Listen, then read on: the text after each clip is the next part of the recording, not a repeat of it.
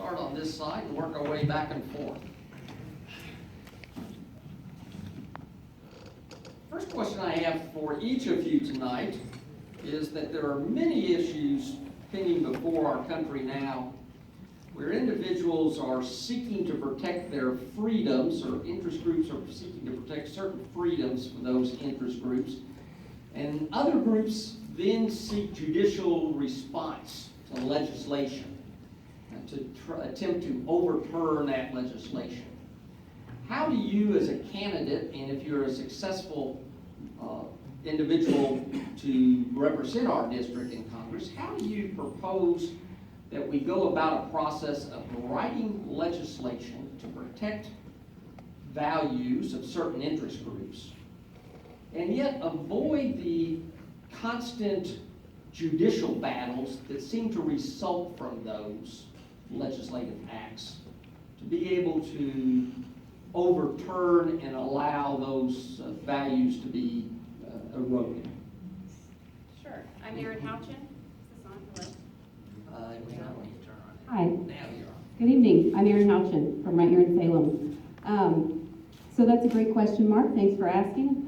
In the General Assembly, we've been able to do that successfully, for instance, on pro-life issues, and the Attorney General is here. I'm sure he can speak to this issue in great detail because he's been the one to defend the laws that we pass at the General Assembly. But first and foremost, it's my responsibility to represent the people of the state of Indiana and their feelings on these kinds of issues. But in the General Assembly, we've passed bills on pro-life legislation, on Obamacare, and it has to stand up to constitutional scrutiny. And when it doesn't, then the Attorney General defends that. And we've had several issues over the last few years that we have successfully navigated to a constitutional standard. And I have no doubt that we'll be able to do that, and I'd be able to do that as a representative in Congress. I'm State Senator Brent Waltz, and I'd like to thank the leader for the presentation along with the high school. It's a wonderful location and wonderful venue. To answer your question, Marbury v. Madison back in 1803 settled the issue for judicial review. So Congress is not going to have any power to be able to change what a court will do. But what we can do is make sure that judges and justices that get confirmed through the Senate are able to actually adhere to the Constitution, that they don't engage in judicial activism, that we elect leaders that will respect the Constitution and not pass laws that will violate the Constitution. And I pledge to do all of those things as your next congressman. Hi, my name is Greg Zeller. I'm your Attorney General, so I'll speak a little bit to this. You know, there's a lot of fear about these cases that get brought up where there's challenges to legislation, either at the state level or the federal level. But it's actually part of the constitutional process, the checks and balances that go on to make sure that the legislature has not exceeded its authority. So you'll never hear me complain when people have brought a lawsuit to challenge a new law or to challenge some regulation. Just the same way that when I challenge the federal government, which I've done, I think now 40 some odd times, this is part of a healthy check and balance. So we really shouldn't look at it as a continuation of a policy argument. Are you for or against something? It's really the way we challenge to check to make sure government doesn't exceed its authority, because in the end, we should celebrate this check and balance, because checking the government at all levels, at the local and the state and the federal level, that's what keeps our individual liberties and our freedoms where we have always cherished them. Thank you. Greetings, everyone. My name is Robert Hall. I'm a native of Bedford, and I want to commend my fellow opponents for being here today. This is our 5th debate, and we are missing one of our opponents, who happens to be here from Tennessee, and he's also missed 4 out of 5 debates, so I commend them for being here. There's plenty of things we could be doing today. I'm not a lawyer. I'm an engineer, a Purdue engineer. So I will have to rely on experts to tell me whether legislation is constitutional or not. And if it's not constitutional, we shouldn't be passing it. It's pretty simple to me. Thank you. since you go ahead and keep it, we'll keep it on that end, and we'll just kind of work back and forth. Well, okay, I'll do that. We'll change that. I'll get each of you the first answer at some point, okay? So the two won't get stuck, and the two in the middle won't get stuck. But let's go with this question. As a follow-up to one of the questions that Mr. Cyphers asked our state representative candidates, what role, we hear a lot about government in education. And Indiana has local school boards.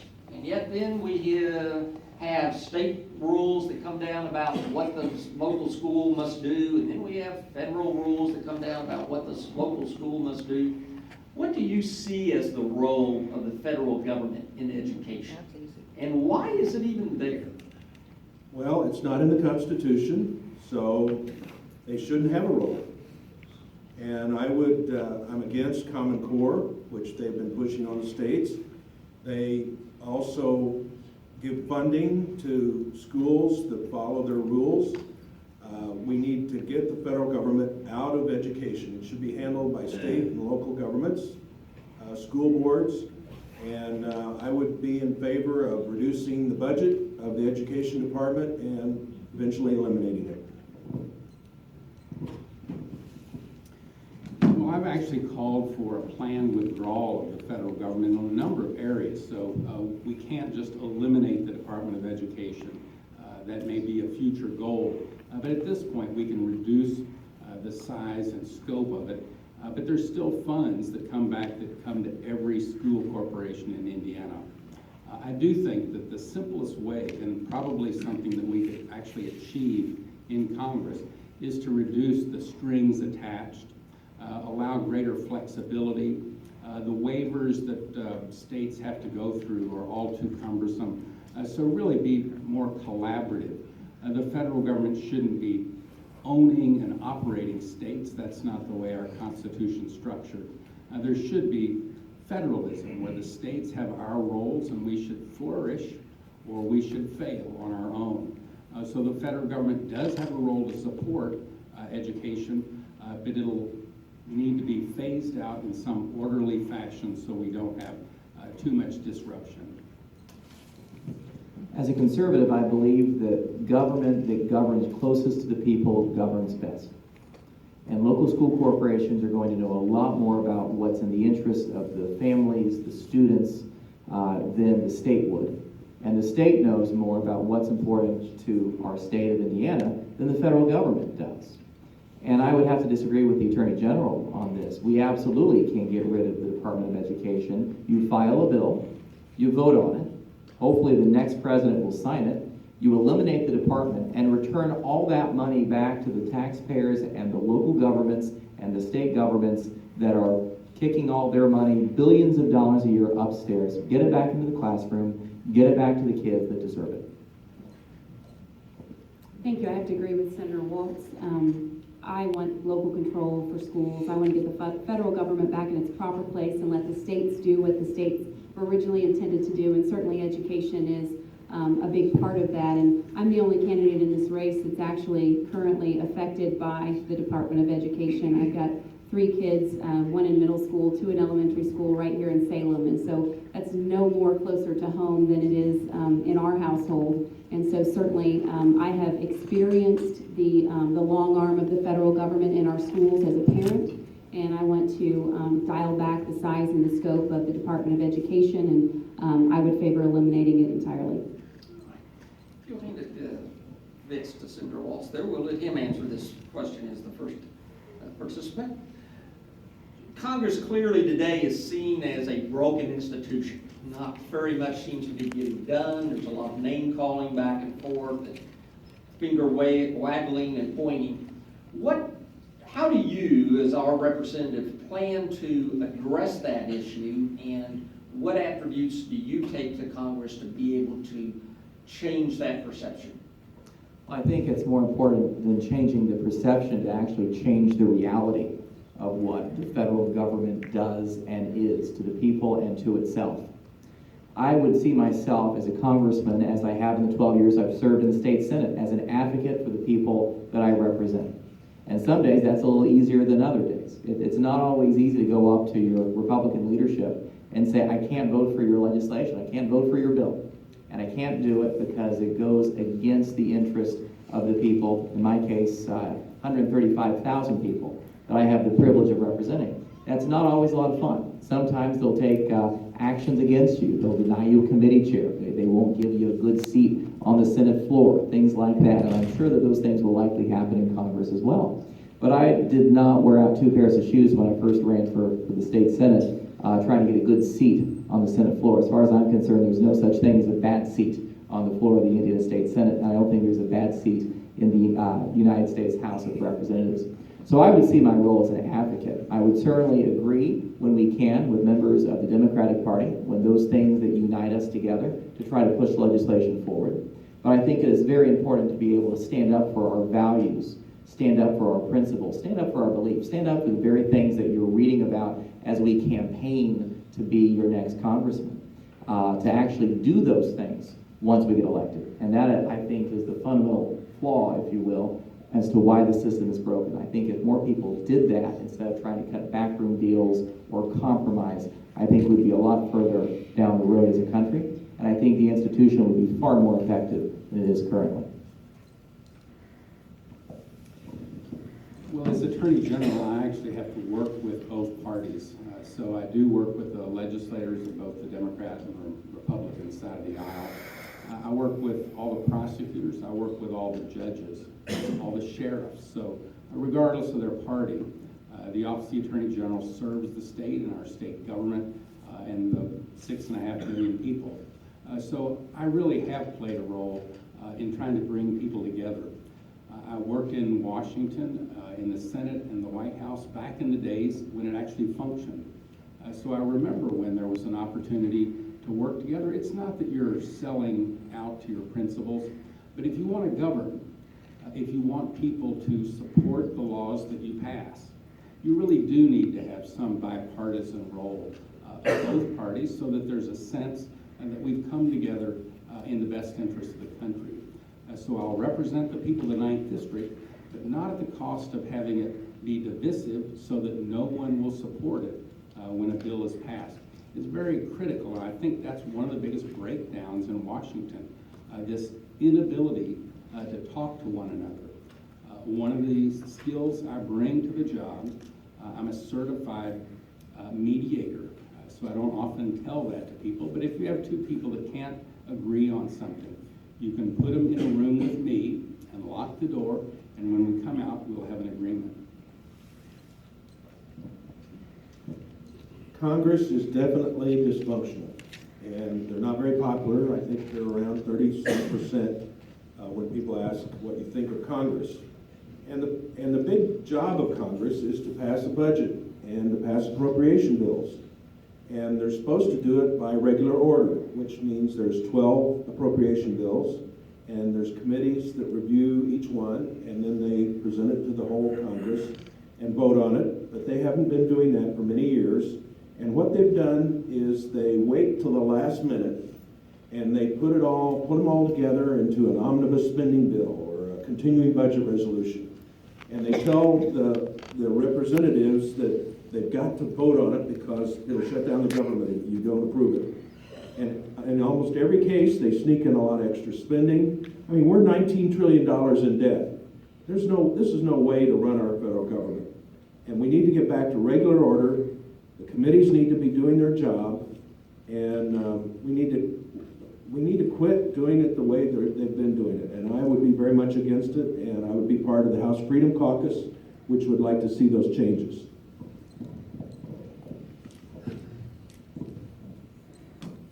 Well, this is an interesting question for me. I worked for Dan Coates, and so I saw when we had the House and we didn't have the Senate, and we kept hearing if we could only get the Senate, if Republicans could only get the Senate, we could really get things done. And then we got the Senate, and we haven't really done much. And so I, as a mother, as a citizen, as a conservative, I'm frustrated with the lack of anything happening toward conservative principles starting to win again. And so I'm running for Congress because I want to see conservative principles start winning again. I was traveling recently, and a very nice Democrat saw that I was in a suit and said, I don't see women wearing suits very often. What do you do? And I explained that I was in the state Senate. I was a candidate for Congress. And she said, well, when you get there, I sure hope you compromise with the Democrats. And I said, respectfully, I kind of hope they'll compromise with me. So in the General Assembly, we work with people on the other side of the aisle all the time. We've passed bills 50-0, but when it's our country is at stake and we're faced with an unsustainable debt that we're putting on the backs of our children and grandchildren, that's unconscionable, it's unacceptable, and we have to fight back. I'm a conservative fighter, I've done that. I want to fight for our values in Washington, D.C. Yes, you have to work with the other side when you can, and we do that every day in the General Assembly, but there are times when, you know, the left, you know, they have to start a negotiation point. If we start where they want us to be, then we end up exactly where they want us to go. And so I want to start from a position of conservatism and fight for that. If you'll hand the microphone to Mr. Seller, we'll ask this last question to him. What do you perceive and see from your campaign and dealing with the voters of this district as being the most pressing issue before our district, and how do you plan on addressing that issue if elected to the seat? Well, there's no question when I travel around the 13 counties that make up the 9th district, there's a lot of fear and anger, and a lot of it is directed at the federal government generally and the Congress specifically. So I do think that there's challenges that have to be addressed. People know intuitively that we cannot sustain a $19 trillion deficit with a structural deficit that will churn additional $1 trillion every 2 years. They intrinsically know that there's some risks associated with terrorism. I've come up with a proposal. I've hoped that there would be more discussion about some of these things, but I think we really should reinvest in the law enforcement, the men and women who wear the brown and blue uniforms every day that keep us safe. We don't need the federal government to structure another TSA type of program that costs $100 billion, and hopefully it's made us safer at the airport, but a fraction of that money reinvested in the men and women who currently keep us safe would do much more than any of the projects that Washington would come up with. Finally, I know that there's a big mental health and addiction problem, not just in the 9th district, but throughout our state and nation. In Congress, they really have to focus on the ease by which prescription drugs are pumped out into our community. We consume 80% of the world's narcotics. We have 4% of the world's population. The rates of addiction and mental health problems are unsustainable, and we're going to have to address that. And it's got to be done starting in Washington to support the work we're doing back here in the state. That's good. We have 94 million Americans not in the labor force, and the labor participation rate is at the lowest level since 1977. My priority is to improve the economy and bring back those jobs that we've lost to Mexico and China. My career has been in manufacturing. I'm an industrial engineer. I work with manufacturing plants. I see these plants closing like Carrier in Indianapolis. Every community has lost these good middle-class, well-paid jobs, and we need to turn that around. And the way we can do that is to eliminate the income tax, replace it with a fair tax. That would also eliminate the IRS, which wouldn't be a bad deal. And we need to repeal Obamacare, which is costing companies jobs. We need to change the unfair trade policies that we have now that make it easy for companies to move their jobs. We need to balance the budget, and we need to fix the immigration problem. And I'm calling for a moratorium on legal immigration as well as illegal immigration. So all of these things are needed, and improving the economy is my highest priority. Now, I've been waiting for a question about our other opponent that's not here. His name is Trey Hollingsworth. He claims he's a Hoosier, if you listen to his TV ads, and he moved to Indiana last fall, and I just found out today that he's not even a Republican.